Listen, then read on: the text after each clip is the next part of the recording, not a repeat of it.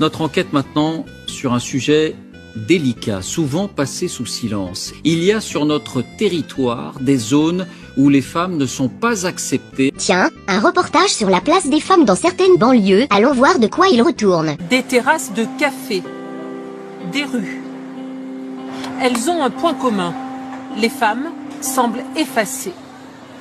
Dans certains quartiers populaires, les hommes occupent les lieux et les femmes subissent. D'abord, il faut arrêter d'appeler ça des quartiers populaires, ce sont des quartiers musulmans. Les banlieues ouvrières peuplées de Français de souche, de Français d'origine italienne ou polonaise, ça existe depuis les années 50 et à cette époque, il y avait encore des femmes qui se promenaient librement dans les rues. Nadia Remadna et Aziza Saya se battent pour la liberté des femmes dans ces quartiers.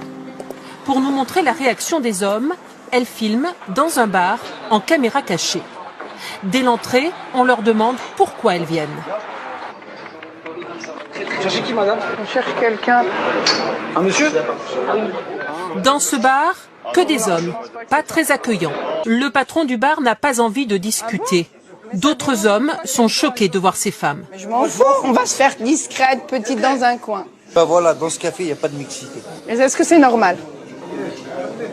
On est à Sevran, on n'est pas à Paris. Même à Sevran, c'est la France. T'es dans le 93. Et alors, le 80... Et alors à Paris, c'est des mentalités différentes, c'est comme au bled. Le 93 c'est comme au bled, ça me rappelle cette émission de Bernard de la Villardière à Sevran, où il s'était fait agresser par des types pas très catholiques. Arrête de filmer, trou du cul, alors. À l'époque, des féministes musulmanes, Widanka et Siam Asbag, avaient dénoncé une manipulation du journaliste décrit comme un homme blanc islamophobe. Du coup, on les a virés de la cité, quoi. On leur a dit de partir, et gentiment. J'aimerais bien voir ce que Widad et Siam, qui par ailleurs organisent des camps d'été interdits aux blancs, vont pouvoir dire face à ce reportage, qui n'est pas l'œuvre d'un méchant raciste aux yeux bleus, mais de Nadia Remadna et Aziza Saya. D'ailleurs, voyons la suite de leurs aventures. Pourquoi les hommes rejettent-ils les femmes? Mais c'est vrai ça, pourquoi donc? Peut-être parce qu'ils sont musulmans depuis 1400 ans et qu'ils n'en ont rien à foutre de la République française, mais je peux me tromper, lol. Un problème de tradition, de culture, mais aussi de religion, selon ces militantes. Pour moi, l'islam, c'est comme le code pénal maintenant. Et voilà, faut pas faire ça, ça c'est interdit, ça c'est interdit. Tout est interdit, alors qu'on est en France quand même. Et oui, c'est pas nouveau. L'islam n'est pas seulement une religion, c'est aussi une idéologie politique. Certains sont poursuivis depuis des années pour avoir dit trop tôt ce qui crève les yeux aujourd'hui. Pendant l'interview, une voiture s'arrête. Voilà, il faut qu'on soit soudés parce que notre combat est légitime. Une façon d'intimider ces femmes, régulièrement menacées. Elles préfèrent arrêter l'interview. Dans cette banlieue de Lyon, des femmes semblent s'être résignées. Comme cette assistante maternelle, qui fait tout pour ne pas se faire remarquer. On met des vêtements sombres, des pantalons, pas de jupe, pas de maquillage déplacé, de rouge à lèvres rouge, c'est pas possible. Voilà. On s'efface, on essaie de s'effacer. D'être le plus discret possible. Pourquoi? Parce qu'on a peur, tout simplement. Les maîtres des lieux sont de jeunes hommes. Peu de femmes dans la rue et notre caméra n'est pas la bienvenue. Se faire balancer des objets sur la gueule dans le plus grand des calmes, tout est normal. Des femmes ont pourtant décidé de se battre. Régulièrement, elles organisent des marches. Dans la France de 2017, des femmes qui marchent dehors, ça constitue un acte de résistance et certains vont nous faire croire que le danger obscurantiste, c'est ça, bande de cinglés. Habitantes du quartier, de tous bords politiques, elles veulent reprendre leur place, s'imposer. On ait cette notion de convivialité, oui. Voilà, oui. De convivialité. Le mec a pas l'air convaincu par ta notion de convivialité. Il faut que tout le monde soit à l'aise et puis aussi qu'ils amenez vos femmes, enfin. Oh putain, toi s'il n'y avait pas les caméras, je t'enverrais une bonne gifle issue de la diversité. D'ailleurs, il a la même gueule que l'islamiste invité sur Canal+, qui avait admis ne pas serrer la main aux femmes. Serrer la main aux femmes, par exemple? Non, comme certains rabbins, je ne serre pas la main aux femmes. Et notre féministe en chef, Najat Vallaud-Belkacem, lui avait répondu très fermement. Najat Vallaud-Belkacem, vous avez envie de réagir? Non. La priorité de l'organisatrice des marches, c'est de convaincre les habitantes musulmanes de participer. Mais notre but, un petit peu, nous, c'est de mélanger, voilà, ce qu'on aimerait. Pas de panique, on se calme. Criez viva l'islam. Certaines femmes ne comprennent pas l'intérêt de la démarche. Mais moi, je ressens pas le besoin, comme vous disiez, madame. Vous avez parlé du bistrot. Il faut aller dans les bistrots. Moi, je me ressens pas le besoin d'aller dans les bistrots. Mais on s'en fout de ta vie. Écoute Fatima, tu peux te voiler la face ou aller te baigner habillée en Teletubbies, ça te regarde. Mais en France, les femmes ont le droit d'aller où elles le veulent. Si t'es pas heureuse, tu te casses. C'est quand même incroyable que dans un pays où l'islamisme vient de tuer des centaines de personnes en à peine 2 ans, il y ait encore des gens qui osent défier nos libertés sans ressentir la moindre honte ni courir le moindre risque. Les Français sont vraiment trop gentils. Et quand elles décident de s'installer à une autre terrasse de café, les hommes préfèrent quitter les lieux. Cette fois encore, la marche n'aura séduit qu'une seule partie des femmes.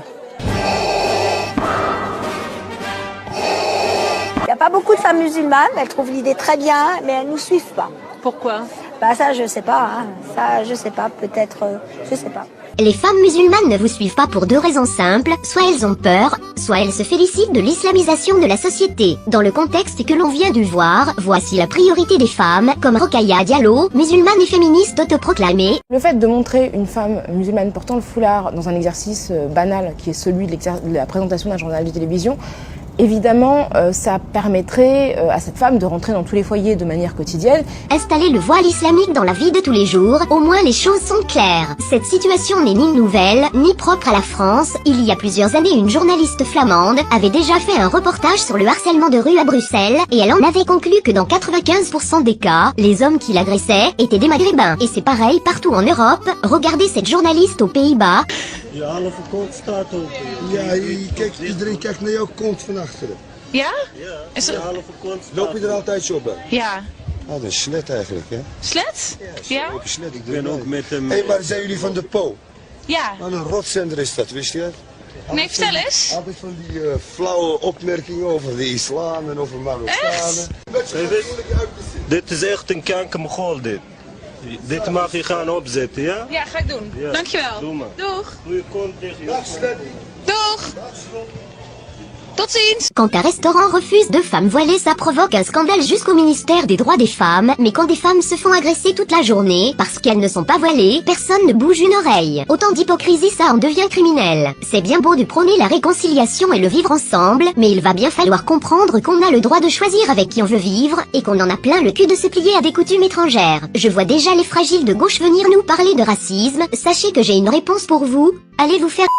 Ce constat est partagé par de multiples Français d'origine maghrébine. Il y a de moins en moins de femmes qui se maquillent. Avant, il y avait beaucoup de gens, entre guillemets, qui se maquillaient et tout ça. Donc on est dans une régression. Mais oui, on est dans une régression. Je suis français, d'origine algérienne, monsieur. Comment vous voulez parler avec des gens, entre guillemets, qui ont plus, entre guillemets, dans leur thème, que la religion? Que la religion, il n'y a plus rien.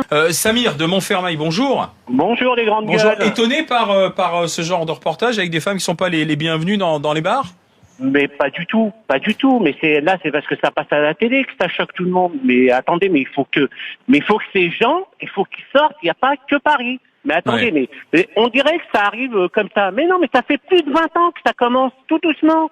C'est une échelle. On monte, allez, on monte et on dit rien. On monte, on dit rien, on monte. Et puis là, on arrive. Mais attendez, mais c'est pas fini.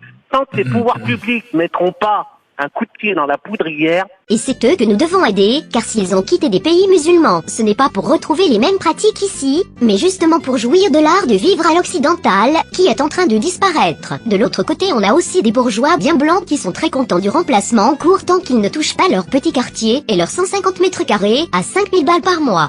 J'adore les kebabs, mais les kebabs c'est mieux à Barbès. Ça n'a donc rien à voir avec du racisme. Ceux qui ressortent cet argument, malgré l'évidence actuelle, sont des collabos de la catastrophe et croyez-moi, c'est comme ça que l'histoire se rappellera de vous.